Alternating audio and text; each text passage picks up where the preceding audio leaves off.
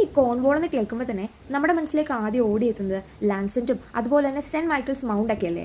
അതിൽ നിന്നൊക്കെ വ്യത്യസ്തമായിട്ട് ഇന്ന് കോൺവോളിൽ മറഞ്ഞിരിക്കുന്ന ഒരു ഫോറസ്റ്റ് കാണാൻ പോയാലോ? ഈ മറഞ്ഞിരിക്കുന്നതെന്ന് ഞാൻ ഉദ്ദേശിച്ചത് വേറൊന്നും കൊണ്ടല്ല, അധികം ആരും കണ്ടിട്ടില്ലാത്ത ഒരു ഫോറസ്റ്റ് ആണിത്. എന്നാൽ വളരെ ഫേമസ് ആയിട്ടുള്ള ഒരിടം ഏതാണെന്നല്ലേ? ഇതിന്റെ പേരാണ് ഗൊലീത്ത ഫോൾസ്. ഇവിടെ എത്തിക്കഴിയുമ്പോഴാണ് നമ്മുടെ ഭൂമി എത്ര സുന്ദരമാണ്, എത്ര ബ്യൂട്ടിഫുൾ ആണെന്ന് നമുക്ക് തോന്നിപ്പോകുന്നത്. അത്രയേറെ കാഴ്ചകളാണ് എന്നെ അവിടെ കാത്തിരുന്നത്. ചെറിയ ചെറിയ അരുവികളും അതുപോലെ തന്നെ പച്ച നിറത്തിൽ പടർന്ന് പന്തലിച്ചു നിൽക്കുന്ന 100 വർഷത്തിന് മേലെ പഴക്കമുള്ള ഓക്കുമരങ്ങളും അതിനെ അതീവ സുന്ദരമാക്കാനായിട്ട് മോസ് എന്ന് പറയുന്ന ഒരുതരം പച്ച ആൽഗകൾ പറ്റി പിടിച്ചു നിൽക്കുന്ന ആ മരങ്ങൾ കാണാൻ തന്നെ ഒരു ശേലാണ്. ഈ മരത്തെ പറ്റിപ്പിടിച്ച് വളരുന്ന ഈ ആൽഗകളുടെ പ്രത്യേകത അവ ഈർപ്പമുള്ള പ്രദേശത്ത് മാത്രമേ വളരുന്നു എന്നുള്ളതാണ്. അതുകൊണ്ട് തന്നെ ഈ ഫോറസ്റ്റ് കൂടുതൽ ഭംഗിയും പച്ചപ്പും നൽകുന്നു. ഈ ഭൂമിയിലെ ഓരോ വസ്തുക്കളെയും ഡെക്കറേറ്റ് ചെയ്യാനുള്ള ഐറ്റംസ് ഈ പ്രകൃതി തന്നെ ഒരുക്കി വെച്ചിട്ടുണ്ടെന്ന് നമുക്ക് ഈ ആൽഗകളിൽ നിന്ന് മനസ്സിലാക്കാം അല്ലേ.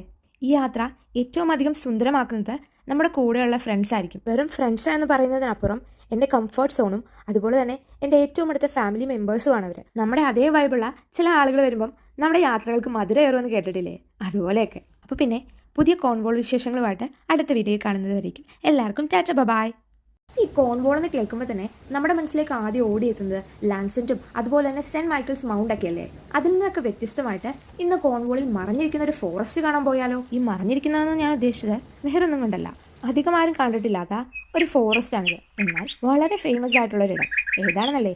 ഇതിന്റെ പേരാണ് ഗൊലീത്ത ഫോൾസ്. ഇവിടെ എത്തിക്കഴിയുമ്പോഴാണ് നമ്മുടെ ഭൂമി എത്ര സുന്ദരമാണ്, എത്ര ബ്യൂട്ടിഫുൾ ആണെന്ന് നമുക്ക് തോന്നിപ്പോകുന്നത്. അത്രയേറെ കാഴ്ചകളാണ് എന്നെ അവിടെ കാത്തിരുന്നത്. ചെറിയ ചെറിയ അരുവികളും അതുപോലെ തന്നെ പച്ച നിറത്തിൽ പടർന്ന് പന്തലിച്ചു നിൽക്കുന്ന 100 വർഷത്തിന് മേലെ പഴക്കമുള്ള ഓക്കുമരങ്ങളും അതിനെ അതീവ സുന്ദരമാക്കാനായിട്ട് മോസ് എന്ന് പറയുന്ന ഒരുതരം പച്ച ആൽഗകൾ പറ്റി പിടിച്ചു നിൽക്കുന്ന ആ മരങ്ങൾ കാണാൻ തന്നെ ഒരു ശേലാണ്. ഈ മരത്തെ പറ്റിപ്പിടിച്ച് വളരുന്ന ഈ ആൽഗകളുടെ പ്രത്യേകത അവ ഈർപ്പമുള്ള പ്രദേശത്ത് മാത്രമേ വളരുന്നു എന്നുള്ളതാണ്. അതുകൊണ്ട് തന്നെ ഈ ഫോറസ്റ്റ് കൂടുതൽ ഭംഗിയും പച്ചപ്പും നൽകുന്നു. ഈ ഭൂമിയിലെ ഓരോ വസ്തുക്കളെയും ഡെക്കറേറ്റ് ചെയ്യാനുള്ള ഐറ്റംസ് ഈ പ്രകൃതി തന്നെ ഒരുക്കി വെച്ചിട്ടുണ്ടെന്ന് നമുക്ക് ഈ ആൽഗകളിൽ നിന്ന് മനസ്സിലാക്കാം അല്ലേ.